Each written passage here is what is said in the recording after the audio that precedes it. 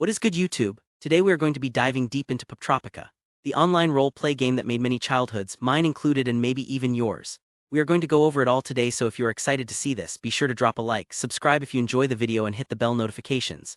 It truly makes a difference and I appreciate it a ton. Without further ado, sit back, relax and grab your popcorn, coffee, grab your water and enjoy. Before we look at the technical history, we have to acknowledge why Poptropica felt different.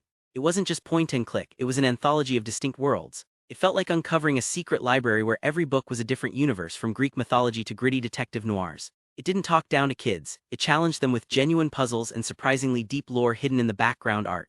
That's what makes it a true gaming relic. So Poptropica has been around for a while, and rightfully so. This game kept a lot of us going in school with those Dell computers in the library and computer lab. Those were definitely the good old days. This, cool math games and probably miniclip, which I will try and cover in the future. Poptropica, the online role-playing game, was developed and released in July-September of 2007 by Pearson Education's Family Education Network.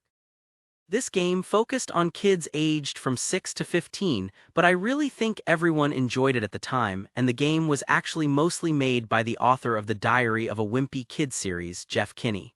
I know some of you may already know what the game is about, but I'll do a quick explanation. So essentially, you are in this online world where you can go to different islands, which are basically quests or adventures. You can also compete in multiplayer games and talk to each other in-game. Some of the islands are easier and some of them are harder, but they all have an end goal where a problem needs to be solved through completing tasks and going through multiple challenges. You get Poptropica credits after completing an island, and these can be used to buy costumes and other cosmetic effects in the store, sort of like skins, emotes, and wrap in Fortnite and Call of Duty. The game really started to gain some traction in the next few years. This is when I really got into Poptropica in school. In 2011, Poptropica made it onto TMM magazine's 50 websites that make the web great.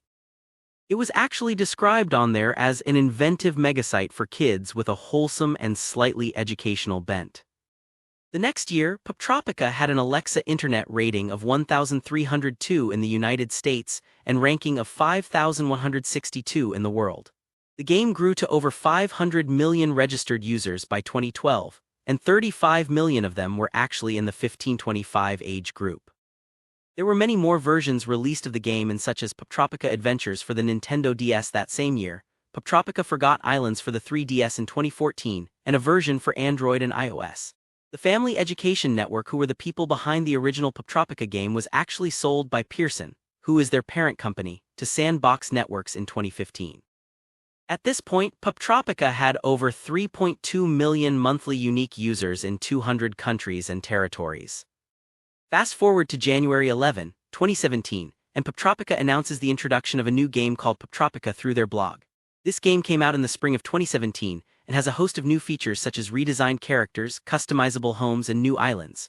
Returning players could port over all their in-game saved data, name, and avatar to Poptropica worlds. The game is also playable both on the web and mobile. If someone bought a membership for Poptropica, they could use it on the new Poptropica worlds and vice versa. The game was developed on Unity, which is a huge jump from their old tech working with ActionScript 2 and Flash, which I'll get into in a second. Basically, because they were working with Flash, ActionScript 2 was the programming language suited and made for the development of websites and applications using the Adobe Flash Player platform. Now you might be saying, Sue, what's the problem here? The problem here, guys, is that when the new game came out, all the old islands had been gone and removed from the game due to the old technology, and the fact that they were causing a lot of bugs and issues, so the developers decided to remove them and planned on adding them back once Flash is gone. Now, if you don't already know, Adobe Flash Player is the platform or software which was used for all of our favorite games, including Poptropica, Cool Math Games, and a lot more. The platform officially shut down at the end of 2020, so looking back, we really had to enjoy it while it lasted. With that said, there's a quote-unquote backdoor method to access these old islands from the Poptropica help blog. I'll leave a link in the description on how to do this. It is a more complicated process, but the good thing is that anyone can play the old islands as opposed to the official method by the devs. Now, what is that official method? So back then, up until the end of 2020, if you were a member, meaning you've purchased an active membership, you could still access the old islands on the new JavaScript build. This would open the old Flash version of the game, and you could use your same login info and everything, and you should be good to go. Now, I know I may be going off on a tangent here, but this all plays a role in the game's history and what lies in the future for Poptropica. So being able to easily play the old islands sounds cool, right? But why only members? Reddit user Theodore03 had the same question for Poptropica support. In short, these islands are so old that many of their features don't work in modern browsers anyway, but the team still decided to go ahead with this due to popular demand. However, again, because of their age, they need extra maintenance for each player, which is very difficult for the team to manage while continuing to work on new projects. Important to remember though, you can still play the old islands even if you are a non-member through that backdoor method. With that said, some users saw a new cinematic trailer as reported by the players and mentioned on the Poptropica help blog, credits to them. This trailer shows a bunch of islands and even some iconic ones like Mythology and Arabian Nights, so maybe they will be back after all. Well, yes and no. So there actually were different Flash engines which ran the game called AS2 and AS3, and most people in the community call them old school and sound updated islands. As of July 2019, the dev team said their main focus was converting every sound updated island or AS3 island, and that the old school islands are still an option, but they were not going to be playable with the launch of the JavaScript build which we already saw. That was quite a bit after the launch around June of 2020. So unless the developers go through and actually add those old islands in one by one or go through the hassle of rebuilding and fixing them, players were not going to see those 30 original islands for quite some time after 2020 came to close. And the tragedy of losing those old islands isn't just technical, it's the loss of some incredible storytelling. Remember Counterfeit Island? That wasn't just a kid's game, it was a deep dive into art forgery, history and espionage that ended with a genuinely surprising twist involving the curator. Or the eerie atmosphere of Ghost Story Island, which actually dealt with some surprisingly dark themes for a school computer lab game. Losing access to these isn't just losing code, it's losing pieces of interactive internet history. One thing to note is that they may return one day, and I'm very impressed with the dedication of this developer team as they've been constantly and consistently listening to the fanbase and doing the boring and less interesting stuff rather than making cool and new islands. So respect for the devs. And to conclude this video, Poptropica has and still continues to be a great memorable title for all, and is one of the few games, if any, that have survived the slaughter of Adobe Flash Player, as I'd like to call it.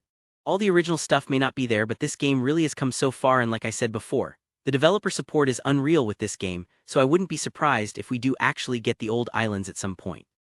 For years, people fought to save Flash and there were many petitions to stop the shutdown, but ultimately it became a part of internet history. Lastly, since Poptropica Worlds was discontinued and the official game has moved over to coolmathgames, it seems they are sticking with the updated version of the main game, while Worlds has officially become a part of history. I know this was very confusing, but I hope you guys understood or have an idea of Poptropica. The links are all there for the game and old islands as I said before. All the resources are in the description in case you guys want to take a look. I'll also have a link to access the old islands in the game itself. Hopefully you all enjoyed this video. Be sure to like, comment, share, and subscribe as it took me a lot of work to make this video, so your support would be greatly appreciated. Don't forget to take care, brush your hair, and I'll catch you all in the next one.